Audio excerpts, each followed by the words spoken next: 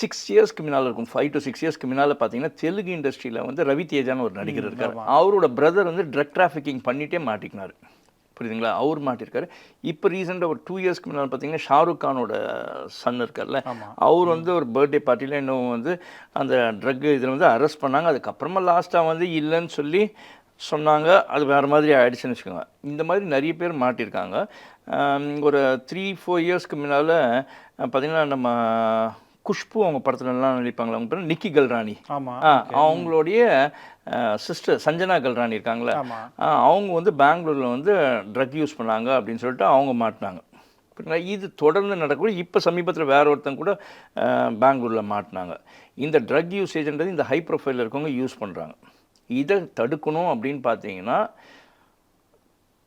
Narcotics control பேரும் சரி, லோக்கலில் இருக்க போலீஸ்க்கும் அவங்களுக்கு பவர் கொடுத்தா கண்ட்ரோல் பண்ணலாம். பட் அவங்களோட நாலேஜில் தான் வந்து இது நடக்குது. ஏன்னா இந்த யூஸ் பண்ணுறவங்க எல்லாருமே வந்து ஹை ப்ரொஃபைலில் இருக்கும்போது அவங்கள போய் தொடர்றதுக்கே யோசிப்பாங்க.